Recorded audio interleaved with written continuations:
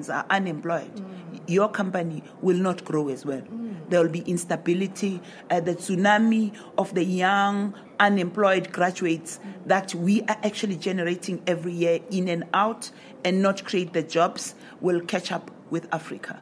The fourth industrial revolution, the 2063 plan or the Africa 50-50, we will not achieve until we as Africans become committed and own the development that we want. And do you think the mining charter, for example, in South Africa is leading towards that, into owning what we can become? I think the mining charter in South Africa, it has its own challenges. But from a black empowerment point of view, as a South African, it doesn't impact negatively. Okay. It's actually saying, let's localize. Let's ensure that as we mine, we create the environmental hazards. Let's plow back into the communities that we're working with. Let's create industries. Let's make sure that we do not leave the mining towns as ghost towns. Because if you look at how mining was done in South Africa, is a case in point, where you look at the Kimberley Hole, where diamonds were actually taken. Yes, we celebrated the Kimberley Hole as a tourist attraction, but it was an environmental hazard. It's an eyesore that people just took the gold during the gold rush of the 1800s. They actually opened the hole and left it there. They didn't care what will happen to the hole.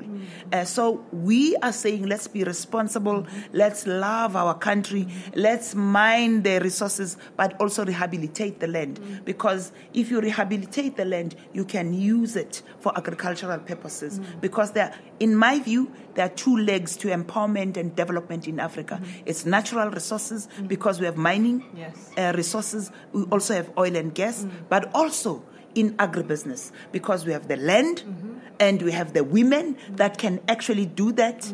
And we have vast pieces of land. And it's the only continent that has very fertile land that you can actually feed the whole of the world. The global community can eat from Africa. Why are we not doing that? Why are we always talking about the Asian tigers? Where are the African lions? Or the African elephants? We want them. In fact, it should be elephants, because when an elephant moves, you can feel it on the ground. Where are the African elephants? We need to look for them and bring them on board. And also, why are we not learning from the Asian tigers? Why are you not learning from China? China, in 1978, they didn't have the highways that they have today. They have 84,000 miles of highways that they started building. They have a 20-year, 25-year plan. They have a 50-year plan. They have a 100-year plan. To overtake the US, and they are going to overtake them. Where is our plan? As countries, as a continent, we no longer have an excuse. We have the African Union, we have the African Development Bank, we have resources, we have support, so we have to do it. We have no excuse. Do we have the political will to do it? Those that do not have the political will to do it, we as the electorate who elect them must remove them, so that we get people who have the interest of the African people at heart. You talk about the electorate, and it's linked to my next question on the government and what incentives can be put in place to spur development, especially in the mining industry, and also if you are getting the support you need, because you're in an industry that needs funds, that needs investment. Do you think the government is doing enough? I think government is doing enough. But government is not focused in terms of where they would want, what is it that they want to achieve. We have so many legs of government or hands of government that actually don't know what the left or the right is doing. And I'll give an example. If you want to grow the economy in the mining sector, which is the backbone of the South African economy, you will look at what is it that the mining sector requires. In our case, for us to do downstream beneficiation, you need to add value into the resources that you are actually mining. And therefore, it means you need electricity. cheaper electricity. Because, by the way, you're competing in the international space, commodity pricing. If you are going to be the highest cost producer, you are not going to compete. And therefore, from a government perspective, we need to create incentives that would support the mining sector. In my view, it's electricity, it's water, it's legislation, it's regulatory. You need to fast track and prioritize those so that they are conducive to mining investment in South Africa. So we are engaging with government to actually look at those incentives, and they have moved in terms of going to those strategic development zones where they would want you to go in there and, put your plans there, because there's incentives that you can actually tap on so that you become the lowest cost producer and compete, because our markets are not in Africa. Our markets are elsewhere, and therefore we need to compete in the international arena. Okay, so engaging governments is definitely something. Constructive engagement. I can never say it enough with our governments. You're often referred to as the Iron Lady. And I've always wanted to know what you think of that name. Is it something you love? Do you love to hear yourself being called the Iron Lady? I don't care what I'm called. For as long as I make an impact in the lives of ordinary people. Okay. I've always been called names. I'll share a story. When I was growing up, I was an ugly duckling at home. I was an ugly duckling in class. The teachers, I could sing. I had the best soprano. Oh, Daphne Mashile-Nkosi. Of course. Wow. But the teacher will always say when we are going for competitions, she doesn't have the shoes, because I came from a poor family. Yeah. My shoes were always torn. And they would make sure that they put me at the back. Because first of all, I was ugly. Secondly, I had torn shoes. So when the judges are looking at people, they must look at those with the English nose, with long hair, the pretty little ones. Oh. And I was, unfortunately, the ugly duckling. I could sing at the back. So I was always told how ugly I was, how was this and that. But I didn't care. But I knew that when I was in class, I was number one in class. So that's the spirit of resilience. That's the spirit of resilience. You call me Iron Lady, you call me Teddy Bear, it's okay, for as long as I make an impact in the lives of ordinary people. That's the most important thing. I love That's that. The most important. That's the most important thing. Well, you won CEO of the Year at the Africa CEO Forum in Geneva in 2014. And you talked about the mining industry, the fact that it's not been an easy road, especially for a black woman, how you've persevered and succeeded in surmounting the many obstacles that were placed in your path. You said where there's no pain, there's no gain. I think you shared a lot with us. As a leader, can you share with us maybe a day where, your absolute worst day? My absolute worst day was in 2011. Okay. I woke up, I went to the office as normal.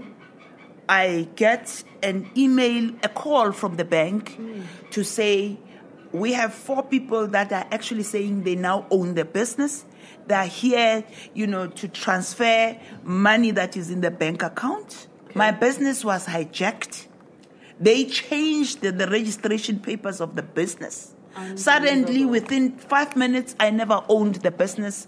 8 people that I actually don't know were owning the business, and they were with the bankers at ABSA trying to withdraw millions into a different account. We're talking about Kalagadi Manganese. I'm talking about Kalagadi Manganese. It's well documented. I didn't know what to do. They had removed me as a director, and all the directors, they have actually put themselves there. And I had to go to court to prove that I am who I am and that Kalagadi was my business. That's my worst nightmare. If I survive that, I can survive anything. Wow. I'm sure you were furious. Furious is an understatement. I went to court. When I was told, sorry, ma'am, we don't even know who's who in the zoo, whether the hijackers are the real hijackers or whether you say you own. Despite the fact that I was the founder of this business, I had still to go to court to prove that I am who I am. And I had to go on an agent basis. For a week, I was sitting with a cloud hanging over my head until I won it in court. How long did it take? It took about 7 days. I ended up, when we went to court, I was awarded. When we did a check on these people, who they are, I found 7 of the 8 were state president patients that were declared criminally insane to make it worse. So I will write a book when I retire. Please do. Criminally insane, declared by doctors. And when they did what they did, they were given, when you are a state president patient, you stay in a mental institution. So they were given a 2 weeks break to go home, and that's what they did. So my company was hijacked by mentally insane people. 7 of them declared, I'm not calling them that, but they are declared by the courts, by everybody, doctors. But they were coordinated by one person who knew what he was doing, because they actually got criminally insane people to be directors of my company. That seems like I don't know how to feel about that. And that was in 2011. Yeah. Yes. And like you said, I think if you can survive that, you can survive anything else. And a proud moment. My proud moment was when the first blast underground. We've sunk a shaft. It's the most dangerous in the mining sector. Without killing people, we went underground. We're able to blast and produce manganese. And when I actually pressed the button for the dynamite to explode and give us manganese, that was the proudest moment. I feel the excitement right now as you're sharing it. Well, back to the policy platform of the economic freedom fighters who are advocating the nationalization of mines. If you can just touch on that a bit, is that something you'd be open to? I think people are misinterpreting the Freedom Charter. It says the land shall be owned by those who live and work it. It therefore means that if you have a piece of land, you must work it to produce food. It is a misinterpretation of facts, because people think that probably they'll go to Sandton and they'll be awarded the land in Sandton so that they can own the buildings. I don't subscribe to that. It will never happen, because we have a very good constitution that protects property rights. If people are going to be given land, it will be land that belongs to government for people to use it to produce food, for food security.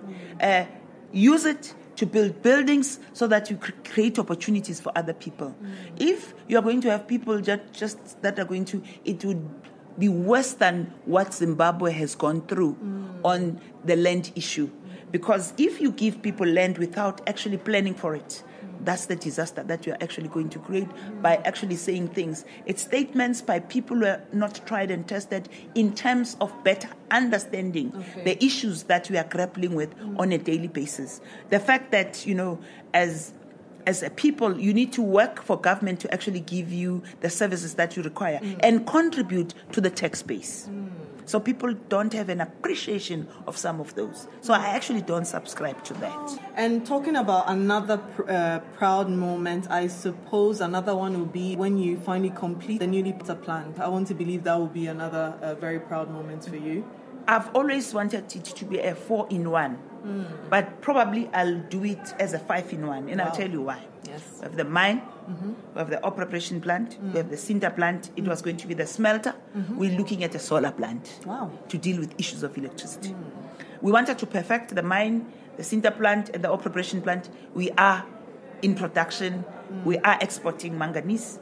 We're now looking at the smelter to produce high carbon ferromanganese and silico manganese, which are, beneficiated products that are actually used in steel making. Steel mills are looking at silico manganese and high carbon ferromanganese, but also, manganese for batteries and so on and so forth. So the opportunity is now.